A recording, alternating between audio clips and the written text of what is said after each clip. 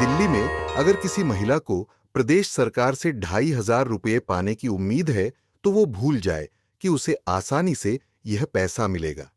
दिल्ली की बीजेपी सरकार महिला समृद्धि योजना के तहत इस पैसे को देने के लिए तमाम शर्तें लगाने जा रही हैं, जिसमें सबसे बड़ी शर्त यह है कि जिनकी आमदनी सालाना 3 लाख रुपए से कम है और कोई दूसरी सरकारी मदद नहीं मिलती है, उन्हें यह पैसा अन्य शर्तों के साथ मिलेगा।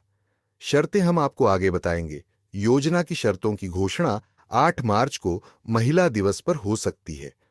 अधिकारियों ने कहा कि सिर्फ 18 से 60 साल आयु वर्ग की महिलाएं जो सरकारी नौकरी में नहीं हैं, जिन्हें कोई अन्य सरकारी मदद नहीं मिल रही है, इसके तहत यह अनुदान प्राप्त करेंगी।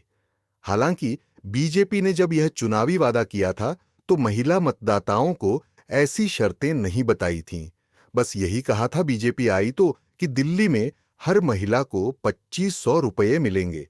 ये ठीक महाराष्ट्र जैसा हो रहा है, जहां लाड़की बहना योजना का ऐलान कर दिया गया और अब जब सरकारी खजाने पर बोझ पड़ा तो तमाम शर्तें महिलाओं को बताई जा रही हैं। वहां स्कीम का फायदा पा रही महिलाओं के नाम तमाम बहानों से काटे जा रहे हैं। यह योजना दिल्ली विधानसभा चुनाव से पहले भाजपा द्वारा किए गए शीर्ष चुनावी वादों में से एक थी। खुद प्रधानमंत्री नरेंद्र मोदी ने वादा किया था कि इसे 8 मार्च को अंतर्राष्ट्रीय महिला दिवस के रूप में मनाया जाएगा, दिवस तक लागू किया जाएगा। सूत्रों के अनुसार सरकार ने अनुमान लगाया है कि लगभग 15 से 20 लाख महिलाएं इस योजना की शर्तों को पूरा कर पाएंगी। दिल्ली सरकार के एक अधिकारी ने कहा, योजना के नियमों को अंतिम रूप देने के लिए कई दौर की बैठकें हो चुकी हैं। कैबिनेट नोट शुक्रवार तक तैयार हो जाएगा, जिसके बाद इसे कैबिनेट में मंजूरी के लिए रखा जाएगा। आधिकारिक सूत्रों ने बताया कि दिल्ली सरकार एक ऑनलाइन पोर्टल बना रही है, जिसके जरिए योजना के लिए रजिस्ट्रेशन किया जाएगा। सूत्रों ने कहा, आईटी विभाग द्वारा इस पोर्टल के साथ एक अलग सॉफ्टवेयर भी बनाया जा रहा है, जिसके जरिए पात्र महिलाओं की पहचान करने के लिए सभी फॉर्मों का सत्यापन किया जाएगा। महिलाओं की पहचान के लिए सरकार ने विभिन्न विभागों से डेटा मांगा है। एक वरिष्ठ अधिकारी ने कहा कि सरकार ने दिल्ली में महिलाओं की कुल संख्या जानने के लिए दिल्ली के मुख्य निर्वाचन अधिकारी के दफ्तर से डेटा मांगा है। सूत्रों ने कहा, मतदाता सूची के अनुसार दिल्ली में 62 लाख से अधिक महिलाएं पंजीकृत मतदाता हैं और 50% ने अपना वोट डाला है। हम अनुमान लगाते हैं कि लगभग 20 लाख महिलाएं पात्रता मापदंडों पर खरी उतरेंगी। अधिकारियों ने कहा कि सरकार ने शहर में गरीबी रेखा से नीचे रहने वाली महिला निवासियों के डेटा तक पहुंच के लिए खाद्य और नागरिक आपूर्ति विभाग से भी संपर्क किया है।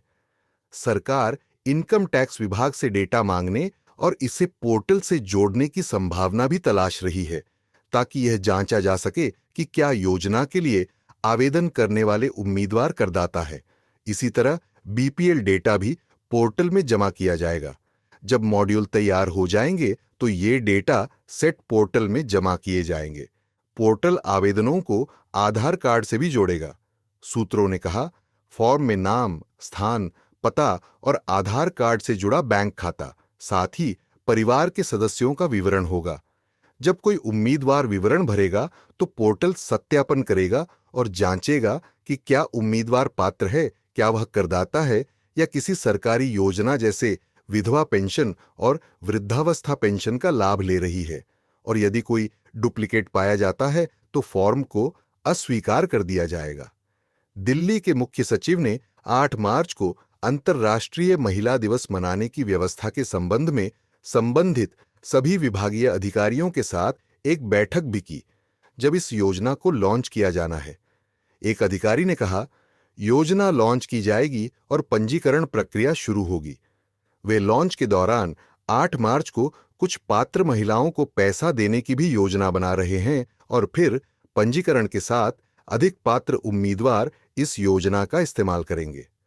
पंजीकरण शुरू करने के लिए आयोजन उत्तरी दिल्ली के छत्रसाल स्टेडियम में होने की संभावना है।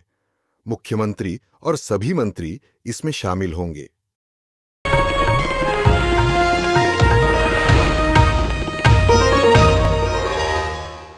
Copyright disclaimer under Section 107 of the Copyright Act 1976. Allowance is made for fair use for purposes such as criticism, comment, news reporting, scholarship, and research. Fair use is a use permitted by copyright statute that might otherwise be infringing.